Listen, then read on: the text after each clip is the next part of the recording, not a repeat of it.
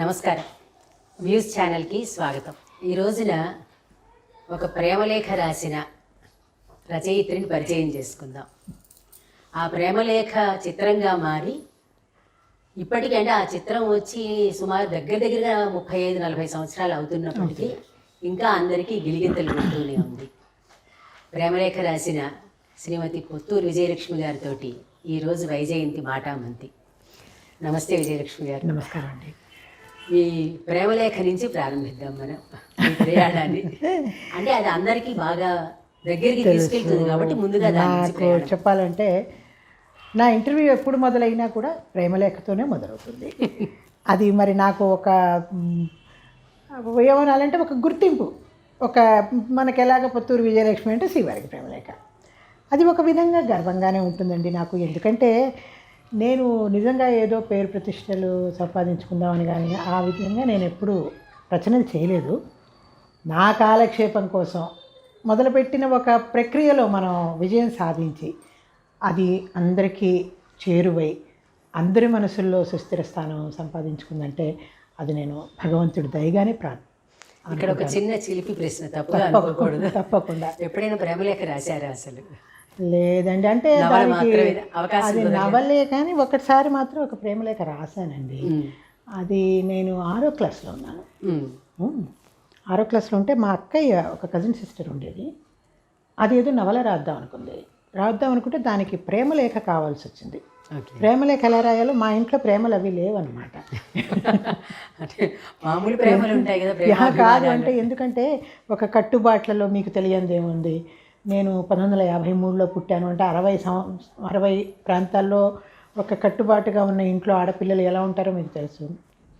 So దానికి ప్రేమలేఖ కావాల్సి వచ్చి ఫలానా నవల్లో ఒక ప్రేమలేఖ ఉంది, అది నువ్వు కాపీ కొట్టుకురా నా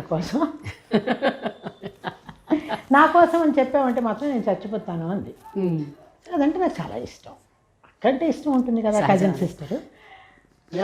మధ్యన అభిమానాలు ఎక్కువ ఉంటాయి. నేను వెళ్ళి మా స్కూలు బండ్లమూడి హనుమయ్యమ్మ హై స్కూల్లో చదువుతుండేదాన్ని. మాకు లైబ్రరీ క్లాస్ అని ఉండేది ఒకటి. అలా కాకుండా మేము ఎప్పుడైనా కూడా వెళ్ళి లైబ్రరీలో చదువుకోవచ్చు.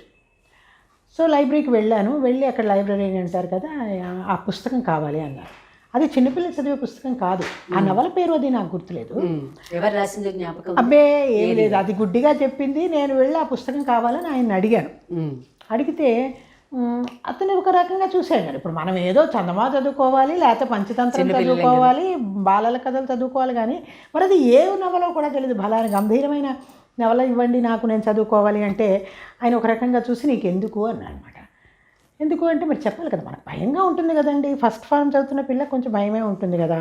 నేనేం చెప్పానంటే నాకు నవలంతా అవసరం లేదండి, అందులో ఒక ప్రేమలేఖ ఉంది, అది కావాలి నాకు. ఎందుకు? చిన్నతనంలోనే మీకు ప్రేమలేఖ అర్థం కూడా తెలిసే వయసు కాదు అసలు. ఎందుకు అంటే సరే నేను చెప్పానండి, ఎందుకంటే చచ్చిపోతుంది కదా నేను చెప్పేస్తే. కానీ కావాలి నాకు, నేను ఒకళ్ళకి రాయాలి, ఒకళ్ళకి ఇవ్వాలి అని చెప్తే బాగా కొంచెం ట్యూషన్ అది అక్కడే చెప్పారు నాకు. ఏదో ప్రైవేట్ చెప్పడం అంటారే, మన రమణ గారు ప్రైవేట్ కొంచెం నాకు కొద్దిగా తిట్లు పడ్డాయి. కానీ వాళ్ళు ఏమనుకున్నారంటే ఇదేదో వెరిముఖంలో చేస్తోంది అనేసి. కానీ నాకు చాలా ఆశాభంగం అయిందనమాట. ఆశాభంగమై పాపం మా అక్కయ్య కోసం ఒక ప్రేమలేఖ రాశానండి, రోళ్ల కాగితం తీసుకుని.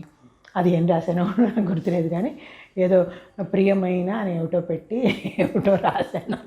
అయితే మీరు అది సినిమాలో తీసినప్పుడు, ఈ పాట రాసినప్పుడు సత్యభామ రాసిన లేఖను తీసుకున్నారు. పాట గుర్తున్న శ్రీమన్ మహారాజా. అది పూర్తిగా జంధ్యాల గారి ప్రేరణ అండి. నేను అది పాటగా ఆయన అలా అమర్చారు. నేనేంటంటే అసలు ఆ ప్రేమలేఖ నవలలో ఏంటంటే ఒక అమ్మాయికి పెళ్లి చేసుకుని సరదాగా ఉండాలి, ఈ చదువు పాడు వద్దు అనుకునే అలాగే అనమాట. అదే అనుభూతి మీకు అట్లాగే ఉండేదని. పెళ్ళి అంటే పట్టు చీరలు కట్టుకో, అవునండి, అవునవును, నగలు పెట్టుకోవాలని. అది అందుకనేసి నేను అది ప్రేరణ జంధ్యాల గారు. కానీ ఒక అమ్మాయి సరదాగా కాబోయే భర్తను ఊహించుకుని ఉత్తరం రాస్తుంది అనమాట, తన భావాలన్నీ పెట్టుకుని చూసే అని రాసేసి చివరి పేజీ ఏమో మరీ పైత్యంగా ఉందని చెప్పి వాళ్ళ నాన్న భగవద్గీతలో దాస్తుంది నవల్లో. అయితే గీతా మకరందం అట్ట కింద రాస్తుంది అనమాట. గీతా ప్రేమ. రాసేసి ఆ మిగిలిన ఉత్తరం ఒక వేగ్గా ఒక అడ్రస్కి పోస్ట్ చేసేస్తుంది. అది నా ఐడియా. జంజాల గారేమో ఒక మంచి ఎంత బాగుందండి అసలు ఆ పాట మీద. వేటూరి గారు మహానుభావులు, అన్నీ కుదిరాయి కూడా. అది అన్నీ కుదిరాయి. తర్వాత పూర్ణిమ కూడా చాలా స్వీట్గా ఆ వయసుకి తగ్గట్టుగా కరెక్ట్ మీరు ఊహించుకున్నట్టుగా ఉంది, బాగుంది, చక్కగా ఉంది. క్యారెక్టర్స్ మంచిగా కుదిరాయి. అది ఒక అందరి ప్రయత్నం అండి, అది నిజంగా మంచి సక్సెస్ అయిందండి. అవును అవును. అంటే ఇప్పుడు మీరు అందులో పాత్రలు ఏవైనా మీకు మీ జీవితంలో ఎదురైన పాత్రలు ఉన్నాయా అందులో? చాలా ఒక్కొక్కరికి ఒక్కొక్క రకమైన అన్ని పాత్రలు నావేనండి. ఒక్క సోనీ పాత్ర మాత్రం కథ కోసం అని జంజాల గారు క్రియేట్ చేశారు. అంటే ప్రేమలేఖ, శ్రీవారి ప్రేమలేఖ సినిమాలో చెప్పి మిగతావన్నీ నా పాత్రలేనండి. నేను ఎన్నో ఎవరైనా జీవితంలో తారసపడ్డారా అలాంటి? అయ్యో, పరంధామయ్య గారు మా తాతయ్య గారు, మా నాన్నగారు. తర్వాత మరి ఆ పేకాట ఆడుకునే భాస్కర్రావు బృందమేమో మా వారు. వీళ్ళు ఎలా విషయాలు చెప్పేస్తున్నారు. పర్వాలేదు, జగమెరిగిన సత్యం, తప్పేం లేదు.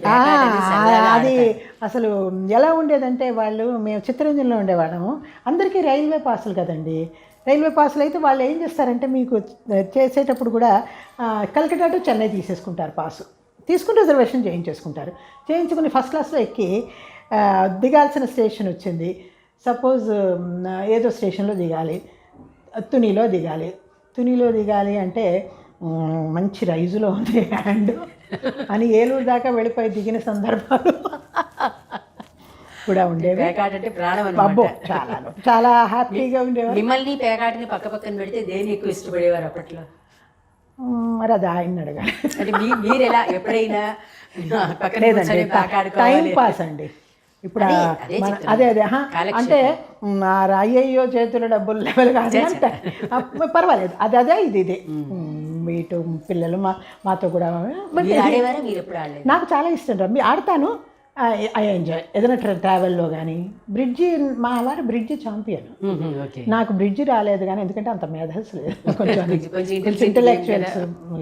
నేను రమ్మీ సరదాగా ఆడుకుంటాను. నేను ఐ లైక్ చెస్ ఆడతాను, అంటే కాలక్షేపం కోసం. నాకు అన్నీ ఇష్టమేనండి.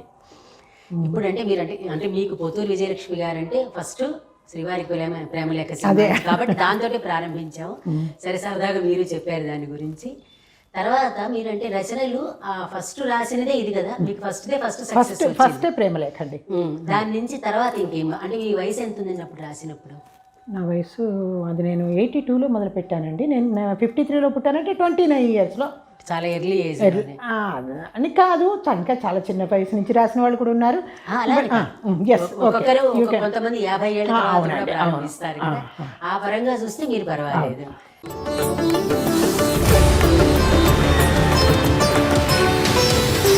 వ్యూస్ యూట్యూబ్ ఛానల్లో లైక్ చేయండి, షేర్ చేయండి, సబ్స్క్రైబ్ చేయండి.